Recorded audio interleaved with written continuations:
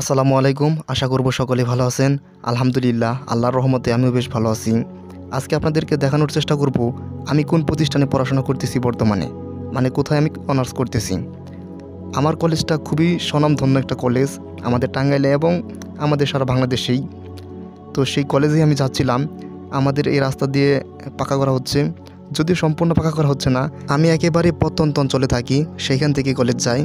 তো সেইখানে কলেজ যাওয়ার সময় আর কি বাসের জন্য দাঁড়িয়েছিলাম। তো বাস আস্তে আস্তে বেশ দেরি হয়, কারণ কলেজের ভিতর দিয়ে বাস এখন খুব বেশি যায় না, আগে যেত। তো সেই জন্য অনেকক্ষণ ধরেই বসেছিলাম। ঢাকা টাঙ্গাইলে বাস প্রচুর আছে, যদিও আগে আমাদের কলেজের সামনে দিয়ে মেন রোড ছিল, কিন্তু এখন আবার এই দিক দিয়ে মেন রোড করাই এখন কলেজের সামনে দিয়ে খুব বেশি বড় বড় বাস যায় না।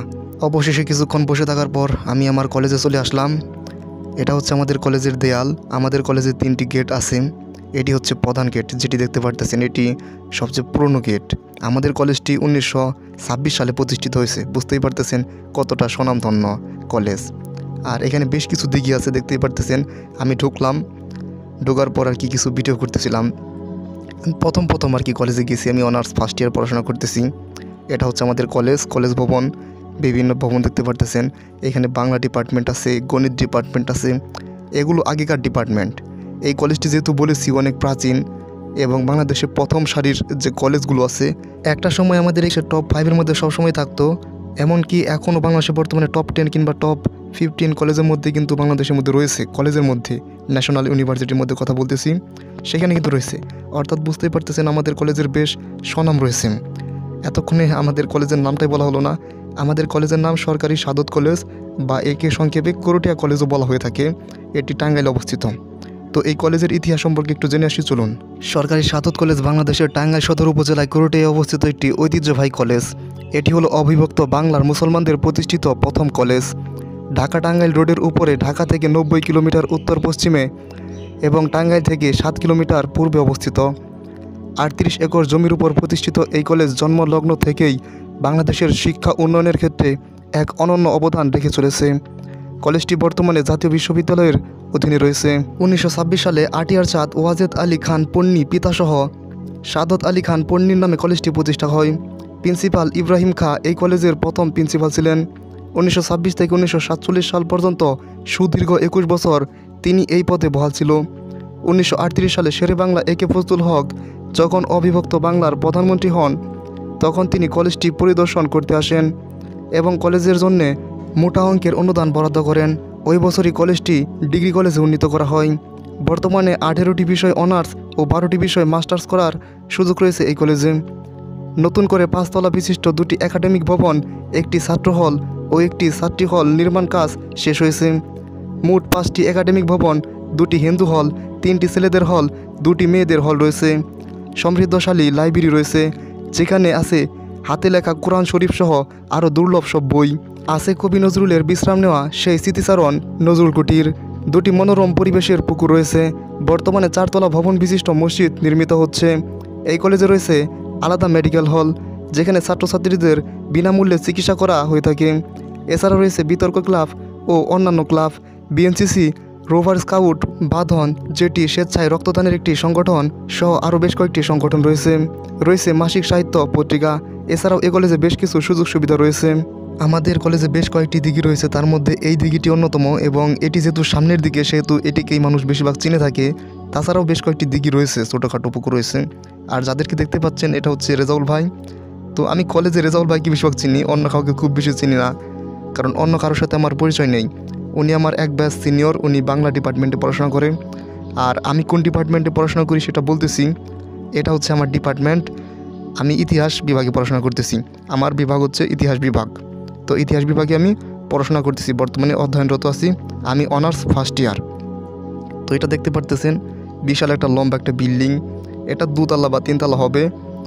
তো এইখান থেকে দেখতে পারতেছেন, এখান থেকে অনেকগুলো বিভাগ আছে, রসায়ন বিভাগ আছে, তাছাড়া পদার্থ বিজ্ঞান, এগুলো কয়েকটা আছে, গণিত বিভাগ আছে, বাংলা বিভাগ আছে। এখান দিয়েই অনেকগুলো পেশিগুছি আর কি, এক কথায় বলতে পারুন। আমিও সেরকমভাবে আমাদের কলেজটা সম্পূর্ণ একদম ভালোভাবে যেটা চেনা সেটা চিনি না। মোটামুটি কলেজে এসেছি, তো পড়াশোনা করতেছি, সেই হিসেবে আর কি যতটুকু চেনা ততটুকু আর কি চিনি। তো দেখতেই পারতেছেন তাছাড়াও আমাদের কলেজে এই যে দেখতে পারতেছেন এই বিল্ডিংয়ের পাশেই লাইব্রেরি রয়েছে।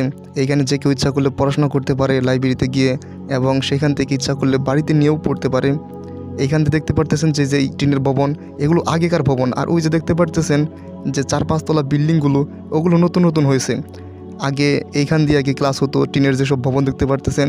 এখন তো যেহেতু ডিজিটাল যুগ, আধুনিক যুগ, সেহেতু মানুষও আধুনিক হয়েছে এবং কি ভবনগুলো আধুনিক করেছে আর কি, 4-5 তলা করেছে।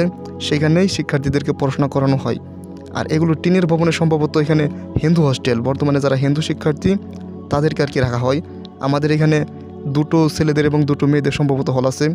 আমি ভালোভাবে আর কি জানি না, বললাম তো আমি নতুন নতুন যেহেতু এসেছি, সেহেতু আমার অনেক কিছুই অজানা আছে এখনও। তো ধীরে ধীরে শিখতেছি আর কি, জানতেছি। এগুলো আর কি থাকে আর কি, হিন্দু ছেলে মেয়েরাই হয়তো থাকে। আর ওগুলো যেগুলো বিভাগ দেখতে পারতেছেন, সমাজকর্ম বিভাগ, হিসাব বিজ্ঞান বিভাগ, তাছাড়াও আরও বিভিন্ন ধরনের বিভাগ রয়েছে, সায়েন্সেরও সম্ভবত রয়েছে। তবে এখানে আর্টস এবং কমার্সদের বেশিরভাগ বিভাগ। ওই দালানগুলো যেগুলো দেখতে পারতেছেন, 4 তলা 5 তলা যেগুলো দালান, ওগুলো। আমাদের কলেজে যে 3টি গেট আছে তার মধ্যে এই গেটটি হচ্ছে অন্যতম একটি। এটি যদিও পেছনের গেট আর কি বলা হয়, সামনের যে গেট সেটা হচ্ছে যেটা আপনারা প্রথমে দেখতে পেয়েছেন, সেটাই হচ্ছে আমাদের কলেজের প্রথম গেট আর কি। ওটা আসলে মেন গেট বা প্রধান গেট যেটাই বলুন না কেন। আর এখান দিয়ে বিভিন্ন ভবন আছে, চারদিকে সরে সিটে যা দেখতেছেন সবই কিন্তু এগুলো কলেজেরই, এটা কলেজেরই অংশ। আমাদের কলেজ মোটামুটি ভালোই বড়, 38 একরের মতো জায়গা আর কি জুড়ে অবস্থিত। আমাদের কলেজে ইন্টারে পড়ার কোনো সুযোগ নেই, এখানে অনার্স, মাস্টার্স এবং ডিগ্রি করা যায়। আমাদের এই কলেজের সুনাম শুধু আমাদের এই টাঙ্গাইল জেলায় নয়, আমাদের সারা বাংলাদেশেই এই কলেজের বেশ সুনাম রয়েছে।